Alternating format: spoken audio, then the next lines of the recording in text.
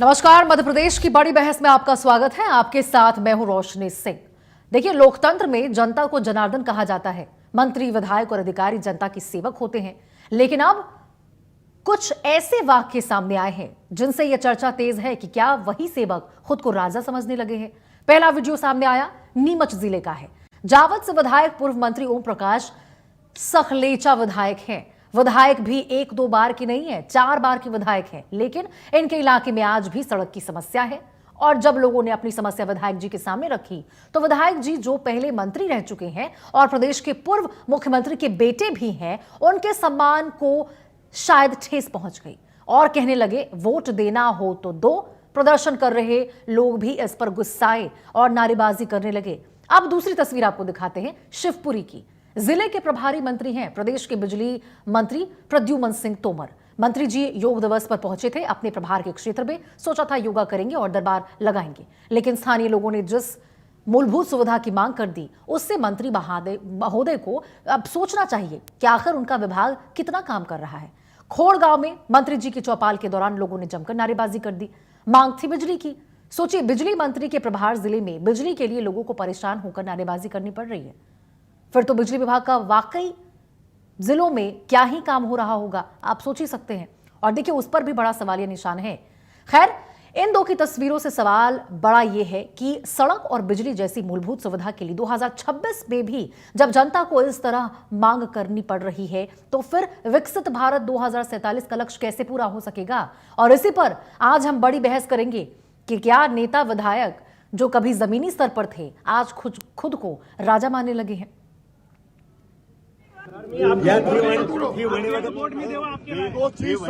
एक सेकंड, तुम्हें वोट देना मेरी बात सुनिए। बोलेगा तो फिर आप क्या काम करें। चुप रहो, आपकी बात सुन लो। अभी मैं आया, पंचायत का काम पंचायत कौन कितनी बार, एक बार कभी आवेदन दे दिया। नहीं, एक सेकंड, मैं धीरे बोल रहा हूँ, मेरी बात पूरी सुन लो, बाद में बोलते हैं।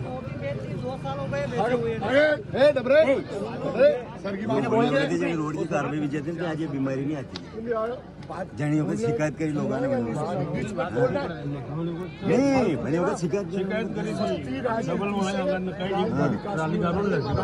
और समय पे शिकायत करी थी। 4 बार नहीं 40 बार बात कर ली। बस आनाकानी करते ऐसे ही भगते हो हर बार, कुछ नहीं होता। बस वोट मांगने टाइम आ जाता यूके में, बस वोट के टाइम पे भागे जाते गाड़ी में बैठ के। रास्ता देख के आओ, देख के रास्ता। ये मंदिर ये बना दिया हॉस्पिटल, इसके आने के लिए रास्ता ही नहीं है। बात करने से काम थोड़ी चल रहा है। हाँ, चुनाव आ रहा, उस टाइम आओगे वापस।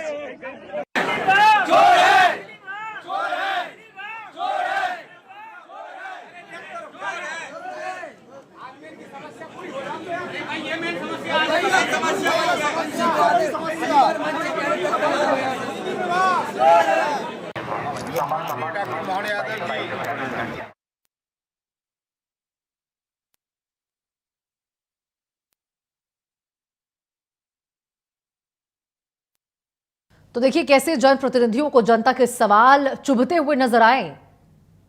जनता मालिक या नेता मालिक है? अब तो देखिए यही सवाल उठ रहा है, क्योंकि तमाम यहां पे जो विधायक थे अपने अपने क्षेत्रों में जब वो पहुंचे और उनसे जनता ने सवाल पूछा, तो वो कहते हैं कि वोट देना है दो, नहीं देना है मत दो। इस तरह के बयान विधायक की ओर से दिए गए हैं जो कभी जमीनी स्तर पर उठे थे इन्हीं वोटों के माध्यम से। और हमारे साथ कुछ खास मेहमान इसी विषय पर बातचीत करने के लिए जुड़ चुके हैं। जितेंद्र यादव वरिष्ठ पत्रकार हमारे साथ जुड़ चुके हैं और प्रवेश गौतम वरिष्ठ पत्रकार हैं, वो भी हमारे साथ जुड़ चुके हैं। जितेंद्र जी, प्रवेश जी, आप दोनों का बहुत बहुत स्वागत है इंडिया न्यूज मध्य प्रदेश पर हमारे साथ इस बड़ी बहस में जुड़ने के लिए। जितेंद्र जी, सबसे पहले आपका रुख करना चाहूंगी। ये नेताजी का जो विधायक जी का ये जो बयान इतना बढ़ चढ़ कर वायरल हो रहा है जितेंद्र जी, की भाई वोट देना है दो, नहीं देना है नहीं दो, ये अब क्यों आ रहा है? उस वक्त जब वोट लेने के लिए जाते उसी वक्त कह देते कि भाई तुमको वोट देना है दो, नहीं देना है नहीं दो। उसके बाद देखते कि जिस तरह से आज उनका मुंह खुल रहा है उस वक्त खुलता है क्या?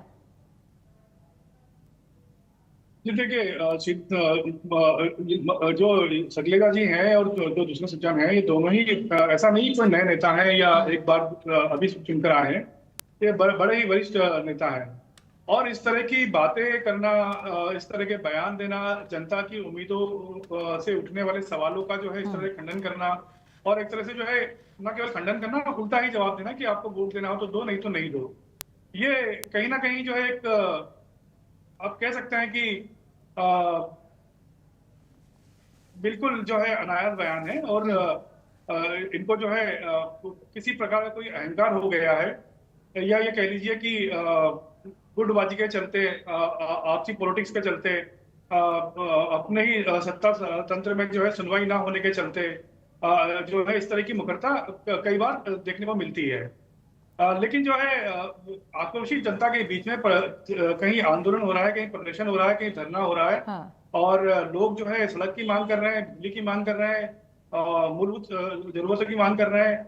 वहां जो है अपने ही विधायक से मांग करना, मुझे नहीं लगता कि कोई किसी प्रकार का कोई ऐसी कोई बात है जिसको लेकर कोई इस तरह की इतनी कटु बात जो है कही जाए।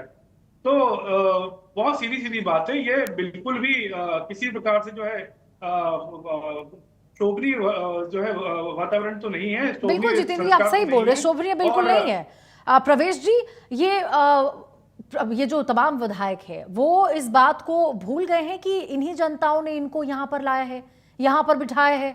आज नहीं वोट देते, वाकई इनके बात को यदि मान लिया तमाम जनताओं ने, तो जिस प्रकार से लाए हैं उस प्रकार से नीचे गिरा भी देंगे। लगता है ज्यादा ही गद्दी की सनक हो गई है विधायकों को। यही वजह है कि यहां पे साफ तौर पर कह रहे आ रहे वोट देना है तो दो, और लोग तो कह भी रहे हैं कि जब अगली बार चुनाव होगा तो आप आ जाएंगे फिर से मुंह उठा के हमारे पास वोट मांगने के लिए। अभी जितना बोलना है उतना बोल लीजिए। देखिए, मैं इसको दो तरीके से समझता हूँ। हाँ। पहला चीज तो ये कि संभवतः ये नेताओं का, विधायकों का, मंत्रियों का वो फ्रस्ट्रेशन निकल रहा है जो इस सरकार में है। वर्तमान मोहन सरकार में ये बात किसी से छुपी हुई नहीं है कि मंत्रियों की या विधायकों की अधिकारी नहीं सुन रहे हैं, उनके जो काम है वो सही समय पे नहीं हो पा रहे हैं। मैं बात कर रहा हूँ महत्वपूर्ण बड़े कामों की, छोटे मोटे की नहीं कि नाली साफ कर दिया या रोड लाइट बना दी। तो ये एक फ्रस्ट्रेशन है इन नेताओं का जो मुझे दिखाई देता है। इसके बाद जो दूसरा पहलू मैं देखता हूं वो है एरोगेंस, क्योंकि मध्य प्रदेश में जिस हिसाब से विपक्ष कमजोर हुआ है, या मैं कहूं कि ग्राउंड में नहीं दिख रहा। अब तो राष्ट्रीय स्तर पे विपक्ष किस तरह बिखर गया है ये किसी से छुपा हुआ नहीं है। जनता वोट देती है, चुनाव जीतते हैं और बाद में दल बदलते, तो जनता का भी विश्वास खोता जा रहा है कि हम अपना वोट बर्बाद क्यों करें। तो कहीं ना कहीं ये दो चीजों को जब मैं जोड़ता हूं तो इस तरह के रिएक्शंस बहुत स्वाभाविक है। एक मामला और हुआ है आज ऐसा ही, सीधी में विधायक रीति पाठक के पैरों में एक दिव्यांग महिला सर रख के, गरीब महिला सर रख दी, उसके पैरों में गिर पड़ी, शायद उसकी ट्राइसिकल की डिमांड। मध्य प्रदेश में वर्तमान सरकार में हालात इस कदर बिगड़ गए कि मंत्रियों की नोट शीट तक अधिकारी साइड पे रखने लगे। ऐसे में जब कोई किसी के पास काम लेके आता है और मंत्री कह दे कि मैं करवा दूंगा और अधिकारी नहीं सुनता, तो फ्रस्ट्रेशन निकलना बहुत स्वाभाविक बात। लेकिन मंत्रियों को या भाजपा नेताओं का भी ये डर भी धीरे धीरे खत्म होता जा रहा है कि वो हारेंगे। उनको बस चिंता इस बात की है कि उनकी टिकट सिक्योर हो जाए। आज के उदाहरण में प्रद्युमन सिंह तोमर की बात करूं तो 2018 के चुनाव में कांग्रेस से जीत के आए थे, बाद में बीजेपी ज्वाइन की और बीजेपी में आ गए और अभी लगातार मंत्री बने हुए हैं।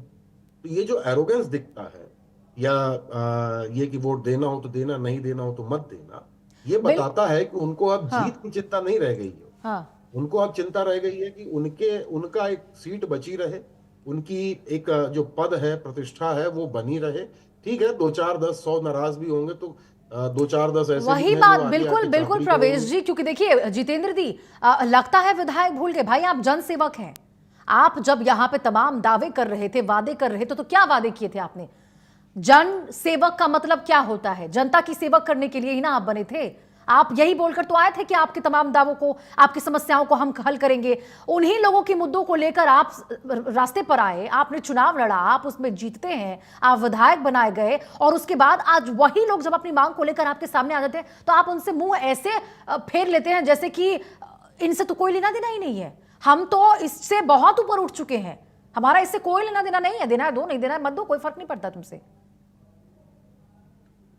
जी बिल्कुल, मैं प्रवेश गौतम जी की एक बात से सहमत हूँ कि कहीं ना कहीं हमारे विधायकों को, जनप्रतिनिधियों को ये इस बात का बहुत अच्छे से एहसास हो गया है कि इस इलेक्शन में टिकट मिलना किसी प्रकार की कोई एक तो कंफर्मेशन नहीं है कि भाई टिकट मिलेगा ही आपको। और दूसरी बात ये है कि टिकट मिलने के पश्चात इलेक्शन जीतने के लिए जिस तरह का की सेवा की, जिस तरह की भावना की, जिस तरह से लोगों को कन्वेंस करने की, जिस तरह से जनप्रतिनिधि होने का जो एक सिद्धांत उसूल है उसको निभाने की जो भूमिकाएं थी, जो उत्तरदायित्व थे, ये कहीं ना कहीं उस पर एक बड़ा सवाल है कि जनप्रतिनिधि जो है इतनी सरल बातों को लेकर, एक उचित मांगों को लेकर और किसी जनसमूह के बीच जाकर इस तरह की बात कह देते हैं कि आपको वोट देना हो तो दो, नहीं तो नहीं दो। तो ये अपने आप में बड़े बड़े गंभीर सवाल है, बड़ा गंभीर विषय है। और मुझे लगता है कि संगठन को, भारतीय जनता पार्टी के संगठन को इस ओर बहुत गहरी नजर से, बहुत पैनिक तरीके से जो है पैनिक नजर से, माफ कीजिएगा, ध्यान देना चाहिए।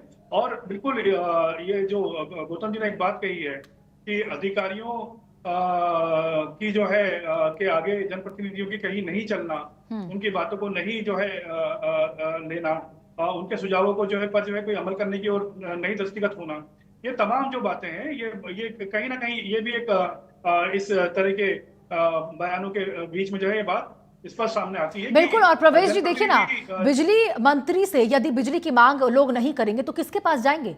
ये जनता किसके पास जाएगी भाई? आपने कहा था कि आप सब कुछ सुविधा दोगे, आप ये करोगे, आप वो करोगे। बिजली मंत्री के जिले में बिजली का संकट गहरा गया है और उनसे मांग की जा रही है तो वो ऐसे अनदेखा कर रहे हैं उन चीजों को लेकर जैसे कि कोई बात ही नहीं हो। वो कितना दुखद है ये, एक तरह से देखिए कितना दुखद है। लोग अपनी उम्मीदों को लेकर उनके सामने जा रहे हैं कि भाई हमको ये संकट है, उनसे गुहार लगा रहे, लेकिन उनके कोई सुनने वाला नहीं है। कहां जाएंगे फिर? देखिए, ऊर्जा मंत्री की बात हुई तो अभी कुछ दिन पहले ही गुना विधायक पन्नालाल शाक्य का वीडियो वायरल हुआ था, आपके चैनल में भी चला था। इस प्रकार उन्होंने प्रदेश में ऊर्जा की स्थिति बताई थी कि बोहनी का टाइम है, बिजली मिल नहीं रही है और ऊर्जा मंत्री सिर्फ खंभों में चल रहा है। ये बताता है कि भारतीय जनता पार्टी के विधायक या मंत्री स्वयं खुश नहीं है सरकार की कार्यप्रणाली से।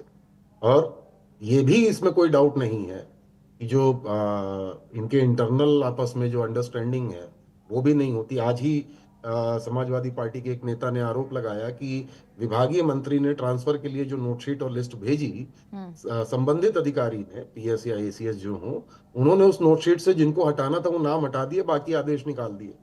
ये बकायदा आज प्रेस कॉन्फ्रेंस करके समाजवादी पार्टी के एक नेता ने आरोप लगाया। अब बीजेपी को इसमें सामने आना चाहिए। लेकिन जब मैं पूरे सिस्टम को समझने की कोशिश करता हूं तो मीनाक्षी नटराजन का उदाहरण बहुत यथार्थ है, बहुत प्रासंगिक है इस पूरे मुद्दे पे।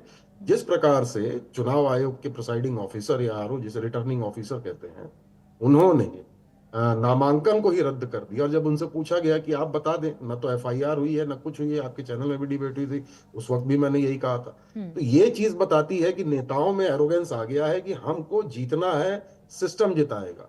जनता क्या करती है क्या नहीं वो भूल जाती है, क्योंकि बीजेपी ये मान के चल रही है कि जनता जो है शॉर्ट टर्म मेमोरी लॉस से ग्रसित है, उसको हर 15 दिन में चीजें भूल जाती है। चुनाव के समय फिर कोई बात आएगी या कोई तुष्टीकरण के बयान आएंगे, हम चुनाव जीत जाएंगे, नहीं तो थोड़ा बहुत सिस्टम हमारी मदद कर देगा। पारदर्शिता धीरे धीरे खत्म होती जा रही है।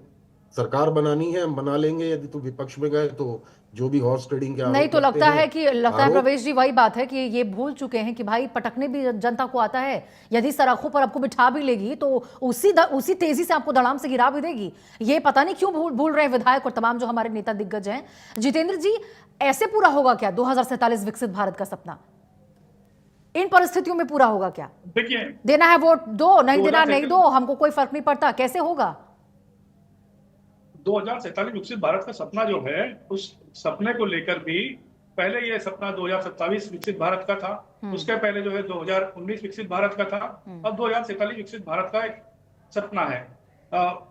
ये एग्जैक्टली वही आइडियोलॉजी है जो आज के कामों को भविष्य के आयाम में जो है मानती है, धकेलती है और एक पूरा जो है योजना अनुसार जन मुद्दे हैं, जो लोगों के मुद्दे हैं, जो सड़क, बिजली जैसे आवश्यक मुद्दे हैं, अति आवश्यक मुद्दे हैं, इन मुद्दों को भी लेकर एक भविष्य का एक विजन सेट कर दिया जाए। और जो है 2047 का एक सपना, जैसे हम भी आप भी इसी में चर्चा कर रहे हैं कि 2047 में फिर कैसे जाएंगे, अगर आज ही जो है नेता इस तरह की बात कहेंगे और लोगों के बीच अगर कहेंगे, उन लोगों के बीच अगर कहेंगे जो लोग ऑलरेडी प्रदर्शन कर रहे हैं, आंदोलनरत हैं, जिनकी बातों को सुना नहीं जा रहा है, इसी वजह से जो है वो सड़कों पर हैं। और वहां अपने विधायक को, पूर्व मंत्री को देखकर वो ये उम्मीद करते हैं कि इनसे जब मांग की जाएगी तो ये कुछ इस पर जो है पॉजिटिव रिस्पॉन्स करेंगे और कहीं जो है हमारी जो मांगे हैं उन मांगों को पूरा करने के लिए कोई सार्थक कदम उठाएंगे। तो अल्टीमेटली बात यही है घूम फिर के कि इलेक्शन जो पहले की जो राजनीति थी और आज की जो राजनीति है, अभी आज ही की बात है, हमारे इंदौर विधानसभा 1 से जो है विधायक हैं कैलाश जी विजय जी और मंत्री भी हैं नगरीय प्रशासन, उन्होंने एक जो है उद्घाटन किया और सकारात्मक इवेंट में वो थे। वहां उन्होंने जो है हिंदू मुस्लिम का एक एंगल छेड़कर और ये कह दिया कि भाई जो भी मुस्लिम लोग हमको काफिर कहते हैं, जबकि किसी ने ऐसा कुछ नहीं कहा था, कोई ऐसी कोई बात नहीं थी। एक प्रसंग छेड़ते हुए उन्होंने कह दिया कि जो भी हमको काफिर कहते हैं मुस्लिम लोग, वो ना हमसे सड़क की बिजली की उम्मीद करें और ना ही जो है वो लाडली लक्ष्मी या लाडली बहना योजना के नाम पर जो राशि मिल बिल्कुल रही है, बिल्कुल उस जितेंद्र जी, राशि को आपने जो है बहुत ही स्वीकार करें। रीसेंट और एकदम प्रासंगिक बात को कह दिया। इस पर भी मैं आने ही वाली थी। बिल्कुल आपने सही बोला। उनकी ओर से भी देखिए ऐसा ही कुछ कहा गया, हमको काफिर समझते हो तो हमारे लाभ मत लो, लाडली बहना का इस्तेमाल मत करो, जो राशि आ रहा है वो लो मत उस चीज को। मतलब कैसे मुखर होकर बोल देते हैं ये तमाम बातों को, समझ ही नहीं आता। जनता को, लोगों को हाशिए पे डालने का ये इस तरीके का एक कवायद चल रही है और लंबे समय से चल रही है। और अब तो जो है मंत्री जो है विधायक ये खुलकर कहने लगे हैं लोगों को कि भाई आपको वोट देना हो तो दो, नहीं तो मत दो। बिल्कुल प्रवेश जी, वही नहीं समझ में आता, इतना कॉन्फिडेंस कहां से आ रहा है। सॉरी, कॉन्फिडेंस तो नहीं करेंगे इसको, तो अब ओवर कॉन्फिडेंस कह देना चाहिए। अब यदि आप इतने बड़े जनसमूह के सामने, अपनी जनता के सामने, जिनको मालिक आप मानते थे जब आप वोट के लिए जाते थे उनके पास, उस मालिक के सामने अब आप यदि खड़े होकर कहते हैं कि भाई देना दो, नहीं देना जाओ यहां से, या फिर उनके समस्याओं को अब आपके सामने बहुत छोटी बात रह गई है ये, उससे बड़े बड़े काम आपके पास है, इससे बहुत बड़े बड़े काम आपके पास है, पता नहीं कौन से काम वो हैं, लेकिन उससे बड़े काम आपके पास है, तो क्या बोलेंगे इस बात पर? तो समझ नहीं आता कहां से इतना ओवर कॉन्फिडेंस इसके पास आ गया इन लोगों के पास। मैंने अभी कुछ देर पहले उदाहरण दिया कि चुनाव आयोग की भूमिका संदेहास्पद प्रतीत होती है और सीधी सी बात है, कई सीटों पे यदि आप पिछले 2 चुनाव को एनालिसिस करेंगे तो कई ऐसी महत्वपूर्ण सीटें हैं जो मुश्किल से 1000 या 1200 वोट के मार्जिन से जीती गई हैं। तो उसमें तरह तरह के विपक्ष आरोप लगाता रहता है और कई बार तो मैंने प्रैक्टिकली देखा है ऐसा, जनता है, गुस्सा होती है, उसके बाद भी नेता जीत रहा है, विशेषकर बीजेपी का। मध्य प्रदेश में आज कोई भी शहर ले लीजिए आप, छोटा या बड़ा, बारिश के समय गड्ढों से, कीचड़ से हर शहर वासी परेशान है, पानी की समस्या हर तरफ है। 24 घंटे बिजली का दावा करने वाली मध्य प्रदेश सरकार बिजली नहीं दे पा रही है, उसके बाद भी सरकार बन रही है। तो एरोगेंस तो आएगा ही ना, वो कॉन्फिडेंस के ओवर कॉन्फिडेंट होंगे कि कुछ ना कुछ तो ऐसा इंटरनल सिस्टम है जो उनको जिता रहा है, तो उनको सिक्योर करना है तो अपनी बीजेपी की टिकट, इसके अलावा कोई कुछ भी नहीं करना। चुनाव में भी कई बार विरोध देखे गए, लेकिन उसके बाद भी भारी मार्जिन से जीतते हैं, क्योंकि उनको पता है कि जनता के सामने विकल्प नहीं है और सिंगल पार्टी सिस्टम की तरफ देश बढ़ रहा है, प्रदेश बढ़ रहा है, तो कहाँ कोई बचा सिस्टम। उनको ये भी अच्छे से मालूम है कि चुनाव के समय जब बात आएगी तो जो नगद वितरण या लाडली लक्ष्मी योजना या जो भी अन्य घोषणाएं होती हैं, इस तरह की घोषणाओं से वोट मिल जाएगा। तो जो जनता आज डिमांड कर रही है बिजली की, खाद की या रोड की या सड़क की, उनको भी ये सोचना होगा कि उन्होंने अपना वोट किन फ्री की योजनाओं में बेचा। नहीं वो तो है प्रवेश जी, क्योंकि जब ऐसे बयान निकलकर सामने आते हैं ना, तब जनता को भी एक बार सोचने की जरूरत है कि भाई आज तुम आ गए हो उस पद पर, तो तुम हमसे इस तरह से कह रहे हो कि देना है तो दो, नहीं देना तो मत दो, तो तुमको दिखाई देते हैं कि हम देते हैं या नहीं देते हैं। जितेंद्र जी, क्या मांग रहे थे लोग, जनता उनके सामने, आम जनता क्या मांग रही थी, क्या बोल रही थी कि को बिल्डिंग बना दो मेरे लिए, कुछ खजाने दे दो हमें? भाई मूलभूत सुविधाएं, सड़क, बिजली, पानी, यही तो मांग रही थी और ये तो हक है ना उनका। इसी को तो लेकर तमाम दावे, प्रोजेक्ट्स और जो तमाम परियोजनाएं हैं, कागजों में तो यही देखने को मिलते हैं। कागजों में इतने सारे बजट आते हैं, इसके लिए इसके लिए इसके लिए, सब कुछ के लिए आवंटित होता है, तो फिर क्या ये केवल कागजों में ही रह जाएंगे कि जमीनी स्तर पर कुछ होगा इसको लेकर? देखिए, कांग्रेस नेत्री प्रियंका गांधी ने जो है आज से 2 साल पहले एक बयान दिया था, और वो बयान एज ए पॉलिटिशियंस उन्होंने जो है दिया था। तो विपक्ष का नेता का एक बयान के तौर पर उसको जो है प्रिंट किया गया, लोगों ने भी लिया। लेकिन उनका साफ कहना था कि लोगों में सरकार से उम्मीद, और खास करके मूलभूत आवश्यकताओं के को लेकर जो एक उम्मीद थी, अब वो धीरे धीरे खत्म हो रही है। और ये बहुत वास्तुनिष्ठ आपका प्रश्न है कि आंदोलन कर रहे, धरना दे रहे, प्रदर्शन कर रहे, मुखर होकर जो है अपनी अति आवश्यक वस्तुओं की मांगों को लेकर सड़कों पर जो है उतर रहे लोगों के बीच जब नेताजी या जनप्रतिनिधि जाते हैं और जब उनकी मांगों को लेकर वो इस तरह से बिल्कुल उपहास उड़ाते हुए कह देते हैं कि भाई आपको वोट देना हो तो दो, नहीं तो मत दो, तो ये अपने आप में एक बहुत गंभीर और बहुत बड़ा सवाल है ये कि जिसको आपने चुनकर भेजा, वही सज्जन जो है आपकी बेसिक्स मांगों को लेकर आपके बीच आकर आपको सीधे कह देता है कि भाई मैं आपकी मांग सुनने के लिए एक तरह से तैयार नहीं हूँ। इनडायरेक्टली तो यही मैसेज हुआ। बिल्कुल। और जो है आप जब ये कहा जाता है कि भाई आप जब वोट मांगने आते हैं, या हमने जब आपको वोट दिया, वोट देकर आपको वहां तक भेजा, इन्हीं मूलभूत आवश्यकताओं की पूर्ति के लिए जो है हम ये सुनिश्चित करते हैं। वोटिंग सिस्टम है, हमारे लोकतांत्रिक सिस्टम है। और अब आप कह रहे हैं कि भाई आपको वोट देना तो दो, नहीं तो मत दो, तो ये बहुत हताशा, बहुत निराशा और बिल्कुल निराशा वाली बात है। प्रवेश जी, आखिरी 1 मिनट बचे मेरे पास, जरा बताइए कि ऐसे लोगों के खिलाफ कैसी कार्रवाई की जाए, कि सोचे एक बार कार्रवाई की, क्योंकि सख्त जरूरत है। ऊपर आला अधिकारी को भाई देखना पड़ेगा ना, हुक्मरान को, कि क्या आपके विधायक ऐसे जवाब दे रहे हैं। यदि ऐसा करेंगे तो परिणाम आप तक भी पहुंच जाएगा, है ना, क्योंकि ये होता ना कि नींव ही जब कमजोर इतनी होगी तो फिर ऊपर कैसे पूरा बिल्डिंग बन पाएगा। यहां पर यदि ग्राउंड लेवल पर आपके विधायक आपके जो तमाम दावे हैं, वादे हैं, उसकी इस प्रकार से धज्जियां उड़ाएंगे तो कोई ना कोई ठोस कदम तो उठाना पड़ेगा भाई। ठोस कदम कौन उठाता है बता दीजिए। राजनाथ सिंह का बयान था कि भाजपा की सरकार है, यहाँ ना इस्तीफे होते हैं ना कार्रवाई होती है। सुप्रीम कोर्ट की फटकार के बाद भी विजय शाह कुर्सी पे बने हुए हैं। तो ये एक नहीं दर्जनों उदाहरण है। तो नेताओं को डर खत्म हो गया। अब आपको लगता है कि बीजेपी का कोई विधायक या मंत्री जनता से डरता है? बिल्कुल नहीं डरता, क्योंकि वो जानता है कि हमें चुनाव तो बीजेपी के सिंबल में जीतना है। मोदी जी आ जाएंगे, वो अपनी लुभावने भाषण देंगे और जनता पिघल जाएगी, और बाद में जैसा कि जितेंद्र जी ने बताया, कैलाश जी ने कहा है, आज हिंदू मुस्लिम पे वोट डल जाएगा। आज राम मंदिर चोरी पे मेरी किसी से चर्चा चल रही थी, वो वक्फ बोर्ड की चोरी पे बात करने लगे। मैंने कहा वक्फ बोर्ड से बात की बात है, अभी तो ये इसकी करिए जो चल रही है चर्चा। गलत वहां भी हुआ, यहाँ भी हुआ। वही दूसरा बात एक है जितेंद्र जी, महत्वपूर्ण बात मैं प्रवेश आपको जी, बता की दूं। यहाँ पर बड़े बड़े नेताओं के नाम पर और चिन्ह के नाम पर यहाँ पर, जी प्रवेश जी, हाँ बोलिए बोलिए।